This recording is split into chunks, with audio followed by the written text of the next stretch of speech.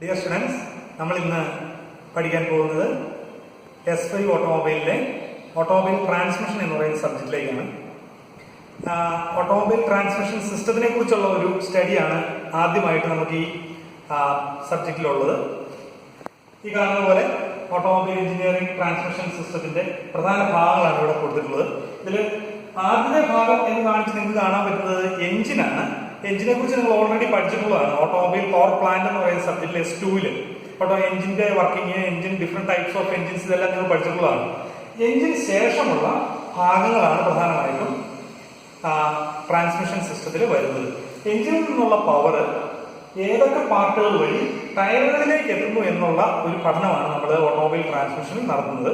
അതിന്റെ പ്രധാന ഭാഗങ്ങൾ, എഞ്ചിന് ശേഷം ഉള്ള പ്രധാന ഭാഗങ്ങൾ clutch, gear box, propeller shaft, differential unit, axles, tyre, ഇത്രയും ഭാഗങ്ങളാണ് നമുക്ക് ഈ ഓട്ടോമൊബൈൽ ട്രാൻസ്മിഷൻ എന്ന് പറയുന്ന സബ്ജക്റ്റിൽ പഠിക്കാനുള്ളത്. അതിന്റെ ആദ്യത്തെ ഭാഗം ക്ലച്ചാണ്. നിങ്ങൾ ഇതിന്റെ അകത്തുള്ള പല ഭാഗങ്ങളെ കുറിച്ചും കേട്ടിട്ടുണ്ട്. Gear box, propeller shaft, differential unit, axles, tyres, ഇതെല്ലാം നിങ്ങൾ കേട്ടിട്ടുള്ളതാണ്. അടുത്തതായിട്ട് നമുക്ക് എന്തൊക്കെയാണ് ഈ ട്രാൻസ്മിഷൻ സിസ്റ്റത്തിന്റെ പ്രധാന റിക്വയർമെന്റ്സ്, ആവശ്യകതകൾ, അല്ലെങ്കിൽ ആ ട്രാൻസ്മിഷൻ സിസ്റ്റം കൊണ്ട് പ്രധാനമായിട്ട് ഉദ്ദേശിക്കുന്ന എന്തൊക്കെയാണ്, ഒരു നല്ല ട്രാൻസ്മിഷൻ സിസ്റ്റം എങ്ങനെയായിരിക്കണം, എങ്ങനെയൊക്കെയുള്ള കാര്യങ്ങളാണ് നമ്മൾ അടുത്തായിട്ട് നോക്കാൻ പോകുന്നത്. ഇതിന്റെ ചോദ്യത്തിന് ഉത്തരം തന്നെ ഇതിലെ ഓരോ ഭാഗത്തിന്റെയും ഓരോ പാർട്ടിന്റെയും ഉദ്ദേശം തന്നെയാണ്. ഈ ഓരോ പാർട്ടും എന്തിനൊക്കെ വേണ്ടി നിലകൊള്ളുന്നു എന്നുള്ളത് തന്നെയാണ് അതിന്റെ ഉത്തരം. ക്ലച്ച് യൂണിറ്റ് ഇപ്പോൾ ബൈക്കിലാണെങ്കിലും കാറിലാണെങ്കിലും ട്രക്കുകളിലാണെങ്കിലും ക്ലച്ച് യൂണിറ്റ് നമുക്ക് ഉപയോഗിക്കുന്ന പ്രധാനമായിട്ടും ഗിയർ ഷിഫ്റ്റ് ചെയ്യുന്നതിന് മുമ്പ് എഞ്ചിനും ഗിയർ ബോക്സിനും ഇടയിലുള്ള പവർ ഫ്ലോയെ കട്ട് ചെയ്യുന്നതിന് വേണ്ടിയിട്ടാണ്. ഗിയർ ബോക്സ് പവറിനെ, എഞ്ചിൻ പവറിനെ മൾട്ടിപ്ലൈ ചെയ്യുന്നതിനും റിവേഴ്സ് പൊസിഷൻ നൽകുന്നതിനും ന്യൂട്രൽ പൊസിഷൻ പ്രൊവൈഡ് ചെയ്യുന്നതിനും വേണ്ടിയിട്ടാണ്.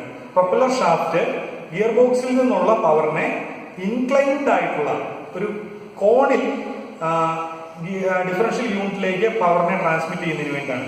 ഡിഫറൻഷ്യൽ യൂണിറ്റ് ഉപയോഗിക്കുന്നത് നേരെ വരുന്ന ഒരു പവറിനെ, എഞ്ചിനിൽ നിന്നുള്ള പവറിനെ രണ്ട് സ്ഥലത്തേക്ക്, രണ്ട് ടയറുകളിലേക്കുമായിട്ട് സ്പ്ലിറ്റ് ചെയ്യുന്നതിന് വേണ്ടിയിട്ടുള്ള ഒരു ഫൈനൽ ഡ്രൈവും, മാത്രമല്ല നമ്മൾ വളവുകൾ തിരിയുമ്പോൾ ഇന്നർ വീല് ഔട്ടർ വീലിന്റെ കറക്കങ്ങൾ, റൊട്ടേഷൻസ് നിയന്ത്രിക്കുന്നതിന് വേണ്ടിയിട്ടുള്ള ഒരു ഡിഫറൻഷിയേറ്റിംഗ് മെക്കാനിസവും അടങ്ങിയ ഒരു യൂണിറ്റാണ് ഡിഫറൻഷ്യൽ യൂണിറ്റ്.